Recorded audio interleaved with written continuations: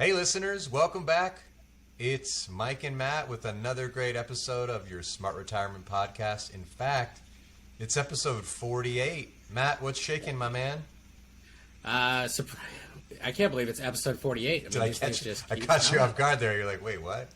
Whoa. How many episodes are we doing? What's going on? Well, it's getting to the point of the year where the weather is getting really hot out here in Arizona. Yeah. Last weekend was up in the hundreds. Mm-hmm. So it's only downhill from here as far as the heat is concerned. I was lucky enough to go out and actually spend this last weekend out in Orange County, out on the beach. So got out of the heat. So I haven't had to experience the 100-degree day yet. We'll see if I can keep that strategy alive through the summer. Doubtful, but hey, I'm going to give it a shot. Listeners probably wonder why we always talk about weather so much. I am out in California on the Central Coast where Matt used to live and is jealous of the fact that I never have to look at my weather app because it's going to be basically between 62 and 78 degrees 300 days out of the year. And Matt now lives in Scottsdale. And so for our, ongoing listeners, you know that we have this little bit of banter, but I'm pretty pumped for the show today. First of all, it wraps off part 3 of our 3-part series on, focusing on retiring in your 40s and 50s, like basically thinking like a retiree when you're younger. Don't get to that with that transitional phase we call, Matt, where you're like 5 to 7 years before retirement and you're like, all right, I better get my ducks in a row. I mean, why not start 15 years ahead of time and make this easier on yourself? It's the same reason you do your homework, all week a little bit at a time and then turn the whole packet in on Friday instead of all of it on Thursday night, which I know I was guilty of doing that. But I've learned over the years that it just doesn't pay off. Yeah. And most of the stuff you don't even enjoy doing, right? So some of this retirement stuff, like what we're going to talk about today with our guest, Sylvain Templeman, he's going to talk to us about self-directed IRAs, which I think is super fun. In fact, if you've just gotten into this whole investment wave that's going on with, you're looking at your Robinhood account, sure you have your 401k and you've got the stuff set up through your employer that you just kind of put on autopilot, but you're getting into maybe looking at some options, or maybe you've recently started researching rental properties, or you've picked up rental properties, then this is going to be the show for you. It's going to be really exciting in the sense that you can take control of some of your own retirement within your 401k and have someone like our guest Sylvain Templeman come on. Now, Sylvain is with the Pacific Financial Group, and Matt does a great job interviewing with him on the show today. I wasn't part of that interview because I was over on the East Coast checking out some of our old American history. I went and checked out Surrender Field, Matt. I think I told you about that. You did. That sounded pretty exciting. And not to throw you off, but I just want to clarify, it's Sylvain Templeman. Did I say Sullivan? You did. Told me before the show not to say Sullivan. I know. And I went ahead and said Sullivan. Sylvain, I'm so sorry. I'm sorry about that. Thank you for catching me.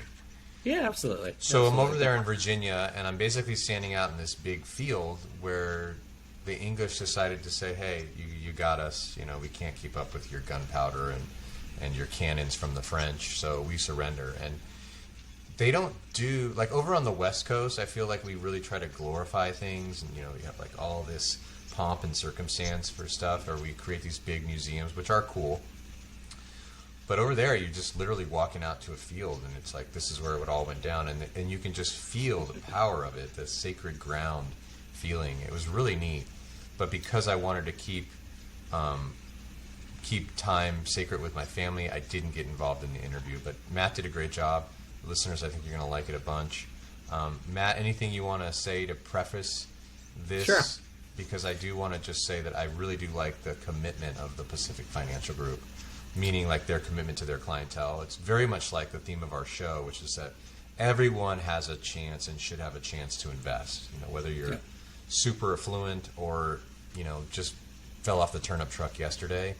I mean, investing is one of the great liberties of this nation, where you can just come in to a situation with the funds that you have, research done or not done, and take advantage of an opportunity in a capitalist society. So I think that their message and their commitment to working with people is going to shine through in the interview that you have with Sylvain.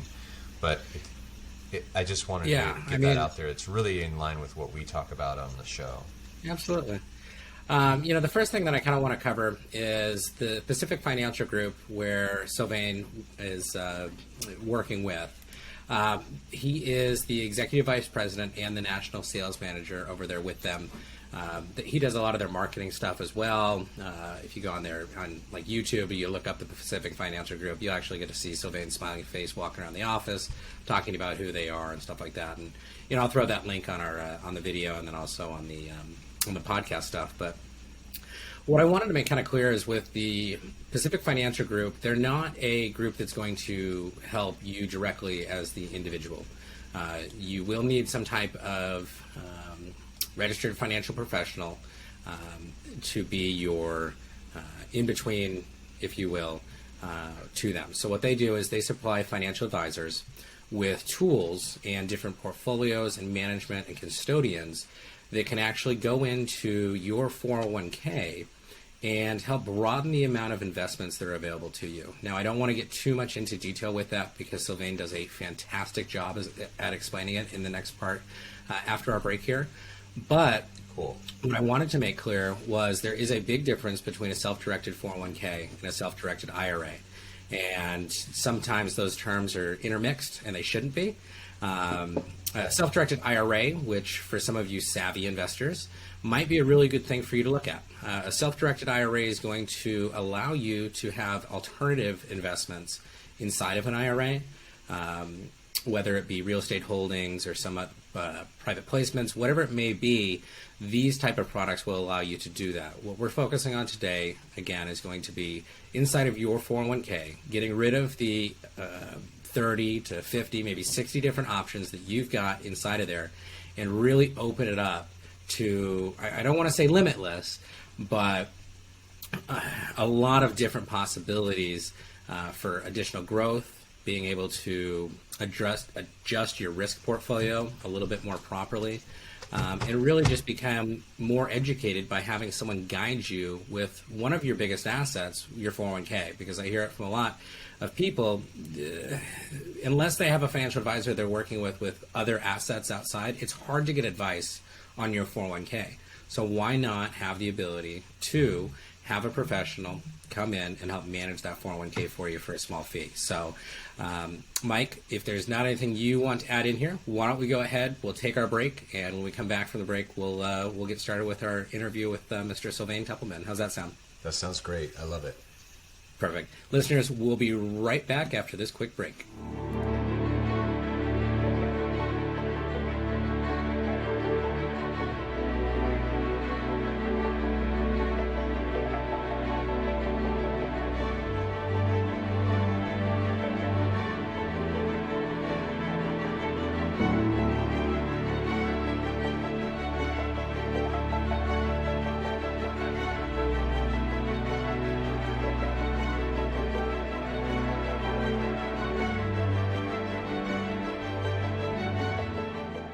Welcome back, Smart Retirement Podcast listeners. This is your co-host, Matt Hollander. And as promised before the break, I've got Sylvain Templeman here with the Pacific Financial Group.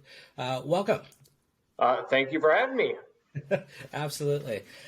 Listeners, I know we kind of premised this a little bit before the break, but Sylvain helps my firm and other financial planners with the ability to bring additional investments, if you will, into one's 401k, amongst some other things that they do over there. But Sylvain, I'll let you kind of describe a little bit more of what you do. But first, if you would, could you explain to our listeners a little bit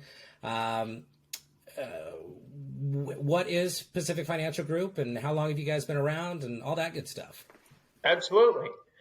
Well, the Pacific Financial Group is kind of got its start up in Bellevue, Washington as a third-party asset manager, so managing different portfolios on behalf of investors.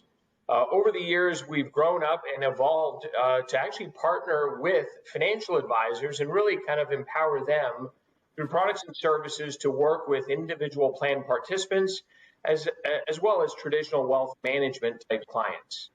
So the specialty of the firm over the years has always been rooted in employer-based or employer-sponsored retirement plans, but really over the past 10 years, finding a really unique approach to partner with local trusted investment advisors to deliver, in my opinion, the most value possible inside a 401k, 403b, or 457.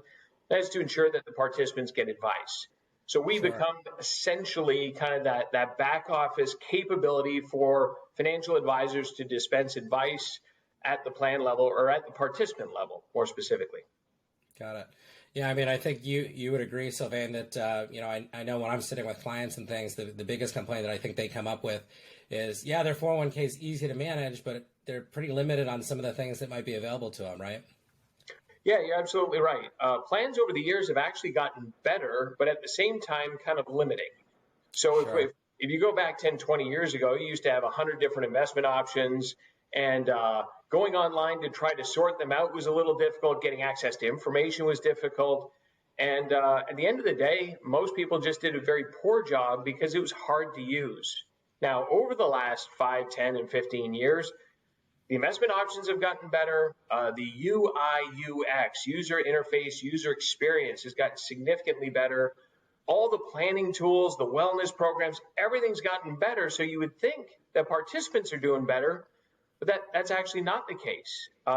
If you were to measure how easy is a plan and how cool is it now, pretty fantastic, the work that all of the 401k companies have done, but investor outcomes haven't improved. So while plans are improving, participants in plans aren't doing any better. And in our opinion, and certainly the consensus industry-wide, is simply that plan participants, while they have better tools and better portfolios, aren't getting better advice, because that's the one component that really has been absent for decades, and really the component that we've addressed domestically at our firm and how advisors interact with their clients. It's to get the advice that's needed, where it's needed, when it's needed in the planning process. Sure. Yeah, I mean, I think you kind of hit it nail on the head. I mean, it's bringing education, to these plan participants, I think is extremely important. That's why we do this podcast, bringing information and trying to educate people out there to be a smarter retiree. And, with this 3-part series that we're doing, we're calling it, Sylvain, I don't know if I shared it with you, but it's thinking like a retiree in your 40s and 50s, right? So sometimes when you're in work mode, you're not really, that retirement thing is kind of out in the future. And a lot of people just get accustomed to just kind of set it and forget it in their 401ks and use those, they call them the target funds and things, right? I'm going to retire at 2030. So here's my target fund. I'm just going to put it in that. So, I mean, what would you say are some of the significant differences with being able to have a self-directed 401k, other than, the education, like you said, that you guys would offer? Well, I think there's a couple of components, and you touched upon one of them. Does an individual plan participant have the time, training, and temperament to be a prudent investor?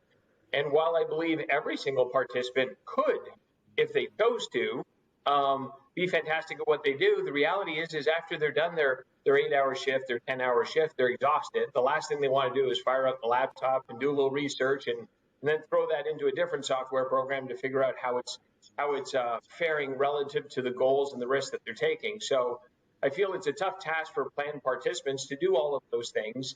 That's why evaluating the plan and working with a local advisor is a good outcome. Now, plans today have actually shrunk their investment menus.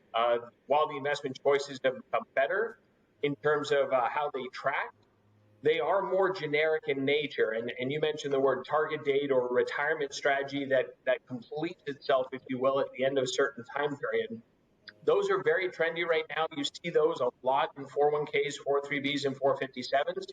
And it's because it's easy for somebody to say, hey, I'm 45 years old, I'm going to retire in 20 years. I'll pick the target date 20 years from now. Yep. And the understanding, albeit correct or not, is that by the time I get to retirement, I should have enough money. Now, how confident individual participants are in that is an unknown. But I think it's also to say, if that's all you do, that's better than nothing. But there is an upgrade opportunity, and that is where plans have added a self-directed brokerage account, also known as a brokerage window feature. And that really expands the investment universe. Instead of just 20 or 30 different target date strategies, you now have upwards of 10,000, 20,000 different investment choices that through the conversation you have with a trusted independent financial advisor, they can actually build you portfolios that are specific to your goals and objectives at a level of risk that will allow you to kind of stay invested and stay the course. Absolutely. As far as that's concerned, I mean, you're working with an independent financial advisor. The advisor now is going to have the opportunity. Do you guys offer models and things that the advisor can then go in and pick? That way, they're not. I guess my biggest thing when we're talking about fee-based management and things is the client's like, well, what if I'm the small fish? Am I going to get that attention, from that advisor, right? So, I think it's nice to have that model strategy because you're in it with everyone else. So if the advisor or you guys see something in the portfolio and you're out and everyone's out of that same fund at the same time. I know you guys have quite a few different models based upon risk, right? Yeah, I think the purpose, or I should say the goal of working with an independent advisor is to get that custom portfolio that has been tailored to a level of risk that's consistent with the goals you want to achieve in the right time frame. That's why we work with independent financial advisors, kind of be in the back office, their front office work. Now, as a back office, we have a Strategy Plus platform, which actually takes the best of the brightest, top managers across the country, organizes them so that we have strategies that range from active to passive, allocations that are strategic to tactical, and ultimately giving the advisor the opportunity to work with the client to determine what overall model strategy makes the most sense. Do we want a little of everything? Do we want to be a little bit more tactical as we get closer to retirement? Those are all very important discussions for the client participant to have with their advisor. We simply provide that chassis through our Strategy Plus platform. So at this point in time, I think there are in excess of 30 different models. It wouldn't surprise me to say that over the next few years, we're going to expand those number of models to really give the advisor more tools of the trade necessary to achieve the goals they might have. Gotcha. And, just for the listeners, if you've got this individual that's a plan participant in their 40s and 50s, what are you seeing, let's say maybe one of your most common models that's being used for maybe that age bracket? I know there's a lot of other things that have to be taken into account when selecting a model, but, maybe one of your more popular ones, what is the buildup in something like that look like compared to a typical 401k? I know you're going to have more options, but are we seeing more ETFs these days? Is it stocks, bonds? What are we seeing these days? It's interesting. The trends in the industry, when you were to speak of equities, so if we just look at equities, you see a lot of use of ETFs. They tend to be more passive in management, more strategic in approach, if you will. Sure. And that's kind of the cornerstone of a lot of portfolios nowadays because you have a longer time frame to work with. Anything north of 10, 15 years, you need to embrace that the risk elements. And fortunately, with contributions, dollar cost averaging into these accounts, it really mitigates that short-term volatility that most people prefer with straight investing. Now, at the same time I say that for equities, I think what we've seen industry-wide, not just in retirement accounting, is a more active and tactical approach when it comes to fixed income. I think we can all agree we're at a pretty low interest rate environment, and as interest rates rise, asset managers, ourselves included, have had to kind of change our strategy, our philosophy a little bit, and evolve it to reflect the current marketplace. And that means when it comes to traditional fixed income, got to get more active, far more tactical in the decision-making process, and really stay nimble so that you're not left on the sidelines wondering what happened. So sure. I think it's actually kind of the combination of both. You can get the benefits of passive and strategic on the equity side, the benefits of active and tactical on the fixed income side, and really to the real question and conversation that an advisor should have with a client is, once we determine what the goal is, I think we can all agree we want to take the least amount of risk to get there. And how do we find an allocation that balances those two different types of personalities in one account and ensure that as best we can, you get to your goals on time with enough money and having incurred the least amount of risk? Sure. Absolutely. As compared to, let's say, a traditional 401k, Are plan participants going to have any limitations per se that would be any different than what they're currently doing? No, it's quite the opposite. I will first start off in the token disclosure. Every plan is different, and every plan isn't offered by the same record keeper or plan sponsor. So I think it's fair to say that you have to look at what your plan is designed to do, what limitations does it have, and then take it from there. Generally speaking, the limitations of a brokerage window or a self-directed brokerage account are very plan specific. Some plans will only allow a certain percentage to move over there, maybe half. Some plans allow all of it. So we have to look at those components along with the financial advisor to determine what's the best strategy given the plan's limitations. Once assets or an allocation is put into the brokerage window, that's where it's different. You have 10,000 different bits and pieces, ETFs, mutual funds to pick and choose from and kind of build portfolios. That includes our Strategy Plus platform, but it's not exclusive of just that. It can be anything, really. So I think in the grand scheme of things, relative to, I'm going to say a basic benefit, a 401k, a 403b, a 457 is a basic benefit, defined contribution, if you will. That's designed to be simple, easy to use, and just a handful of choices. The opportunity to move assets into the brokerage window is to create more choice, more flexibility, and the opportunity to work with an advisor to build a custom allocation. Awesome. How would one go about, I mean, if they're interested in something like this, how would one go about to see if their plan even qualifies for it? Would that be something as simple as going to the HR department and finding out? Well, the quality of HR departments are not to be measured on this podcast. So I would say that we might actually find some HR departments that are fantastic and can give you all the resources you need. I've also heard of some nightmare stories there. So I think it's really up to the individual plan participant if it is meaningful to them to put a game plan in place to develop those healthy habits and disciplined approach to retire on time with enough money, then really I'd say step one is find that local trusted advisor that you want to work with. Ask them that question. And if it's not readily available at their fingertips, then they can extend those resources to our back office. They can go online to the Department of Labor or some of the other search engines out there to see if their plan has been enhanced with these features and capabilities. But yeah, start with the advisor first because they're there to work for you and determine what's the best path to get you to retirement with enough money. Now, I think I'm not alone saying this, but most, I shouldn't say most. There's probably some advisors out there that can't offer services with you, right? So you guys are in all 50 states, is that correct? Correct, yeah. All 50 states and then some, it seems. And we don't work with all advisors. That is correct. We tend to focus and have really found success in partnering with independent financial advisors. Those that are captives, those that push proprietary products. There's some fantastic advisors and products out there that are within an organization, but we don't want to limit ourselves there. So we find that when we work with independent advisors, they get to pick and choose the very best products and the very best services available in the marketplace so that they have, I'm going to say again, the best solutions for their clients to achieve goals. Sure. Yeah, I mean, for the listeners out there that don't understand, I mean, captive agents and things like that, or advisors, is probably more of an industry term for us.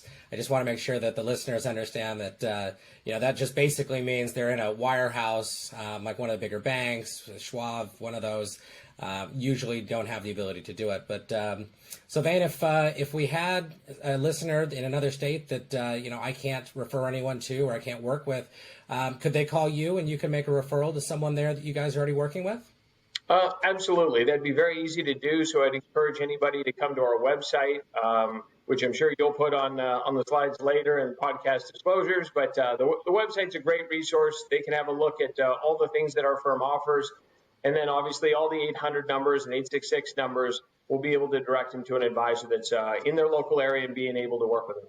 And Sylvain, if you want to, go ahead and yes, listeners, in the description, all of the information to get a hold of Sylvain will be there. But if you're listening in the car you're driving now and you got something to write with, Sylvain, why don't you give them your website address, your phone number, and how to get a hold of you, please? Absolutely. So the web address is tpfg.com. So that's the acronym for the Pacific Financial Group. 866 583-8734 is the best number to call. But I'm a big fan of the Google, so jump online, have a look. You'll get to read a little bit about our firm, see my bio and everybody else. But we'll definitely be able to put you in touch with an appropriate solution provider, an advisor that's in your local area, and make sure that you're well taken care of. Awesome. Sylvain, thank you. One quick question for you before we get off, and I know we didn't even practice this one, but I'm sitting here listening to you talk, and I thought it would be kind of fun just to throw it in there. But do you foresee any time in the future being able to have, the cryptocurrency stuff is like the rage right now, right? And do you foresee that being able to be purchased inside of 401ks and things like that in the future here? I feel like cryptocurrency is something that everybody's just starting to get familiar with. And as a result, it moves around a lot. And the one thing that every investment company or strategist wants is ultimately predictability, right? So things are supposed to be volatile, investment, stocks in particular, and they behave a certain way. And I think the challenge with cryptocurrencies today is their behavior is unbelievably erratic. And there's no sense of rhyme or reason because it is so new. And speculation is really kind of has dominated how it performs as opposed to, I'm going to say, more traditional or conventional metrics. So I think as it becomes a more mature investment category, asset managers globally as well as within the United States will start to fold those in as a potentially non-correlated asset class. But I think right now it's still too new. It's still trying to find its own sea legs, if you will. And as it does that, we're paying attention because I think whether we like it or not, it's a currency that's going to be around for decades and centuries to come. So we're going to have to embrace it. How that gets folded into investment strategies and long-term goal planning, that's going to take a little bit more time, I think. Yeah. Well, I appreciate you shedding some light on that. I know the listeners that are tuning in today surely appreciate it. But Sylvain, I want to thank you for taking the time today to come and talk with me and educate our listeners and kind of hone in on a little bit different of a topic that I would be willing to bet that 90% of our listeners have probably never heard about. So thank you again for joining us today. Absolutely. Thank you for having me. Thank you. Okay, that was great. I'm kind of bummed that I wasn't in that interview. There were some things I wanted to ask him. I watched it, with you, Matt, and I think that the one thing that just stands out to me 100% is how simple he can make it all.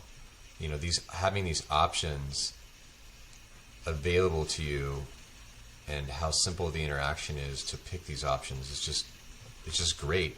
I think a lot of people, one of the reasons this is what I hear a lot, the reason I don't really engage that much with my 401k advisor is because he basically works for my employer or my boss. He just helps facilitate things. I don't have a one-to-one relationship with him. So if you were able to get some options that you'd get excited about yourself, you'd probably be more involved in your 401k. And honestly, that is one of the major things that we're talking about in this series is just getting involved now with your retirement. Don't just show up and be like, all right, well, what did I get? I think a lot of people are embarrassed to say that they don't even know what they hold in their 401k. Very true. And I mean, you know what I'm talking about? Yeah, I totally. have no idea. I probably have Apple and Home Depot. And I mean, I only know because we do this show. Before we did this show, I have no idea. Right. I was like, yeah, I know how many dollars and cents are in that thing. Right. But you're not actively managing it, or no one's actively managing it. And that's where, it's just the beautiful thing of what the Pacific Financial Group enables financial advisors to do is be able to bring those solutions, to the average Joe, right? I mean, you don't have to be a millionaire to get this advice and this diversification. Yep. And, we talk about it so much on this show about diversification being huge in retirement. Well, it's huge before retirement too. You don't want to put all your eggs in one basket. So they really do a great job of being able to bring in some options there. And knowing when to reallocate. There's different verticals in our economy. Like last year, tech did amazing. Right. Tech did amazing. Restaurants didn't do amazing. Not so much. Right? But then there's the entertainment side of the business. Then there's all this stuff we got coming up that, you just got to project and think about. Then you've got real estate. I mean, one of the things we didn't really touch on at this show too much, but Real estate's up 13 to 17% year over year. Wow. You know, so if you didn't buy last year, you're thinking, ugh. Yeah, how am I going to buy now? Yeah, you're probably thinking like, how am I going to buy now? So don't let your run-of-the-mill 401k be basic. You know, think about what we talked about in the show today. And then speaking about shows, and we're at episode 48, we got to talk quickly about what we're going to talk about in episode 49, don't you think, Matt? Yeah, I think that's a great idea. I think that's another kind of, you know, this is another hot topic. I'm going to let you announce it because I think you're more excited about it than I am because I don't really know what it is yet. I'm super excited about it. And if it wasn't for a few of my buddies that are not financially literate at all, and full disclosure, you know, they came to me a few years back and they're like, hey, Matt, have you heard about this Bitcoin thing? And I'm like, an unregulated currency? What? That doesn't make any sense. You know, what happens if I put money in it and like it goes away and somebody steals all my money? I didn't understand it. I think a lot of our listeners probably don't understand it. So what I'm thinking we're going to do, understand it. Episode 49, baby, is going to be what is cryptocurrency. And we might not get into actual coins and things like that, but I really want to focus on the idea of what it is, how it works, and, you know, maybe have a little fun with it. So I'm fascinated to see like how it starts becoming integrated into the actual currency, you know? Yeah. So we're going to bring on, I'm going to hop on the Instagram and we're going to find a individual. The gram. Find an individual that's super out about this crypto thing, and we're going to bring you some great information. So that will be in our episode 49. That's awesome. It's exciting. That's awesome. It's exciting. Yeah. So, Mike, anything you want to say before we wrap up today?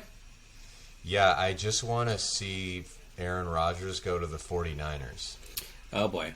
You want to get on the football talk? Because I'm really excited. The Steelers actually have a good running back, it looks like, going into this season. So fingers crossed, they might actually have a passing and a running game this year. So if they could just get a good offensive line, it'd be amazing. That would be great. We'll see what happens. We're a few months away from that. It's coming. Yeah, baby. All right, everyone. Hey, thanks for listening, listeners. And Matt, take us away with our tagline, would you please? You got it, Mike. All right, listeners, let's go out and make the rest of our lives the best of our lives. The opinions voiced in this podcast are for general information only and are not intended to provide or construed as providing specific investment advice. Any economic forecast set forth in this podcast may not develop as predicted, and there can be no guarantee the strategies promoted will be successful. All performance reference is historical and is no guarantee of future results. Investing involves risks, including the potential loss of principal. No investment strategy or risk management technique can guarantee return or eliminate risk in all market environments. Thanks for tuning into this podcast. California license number 0175638, NMLS number 1246224.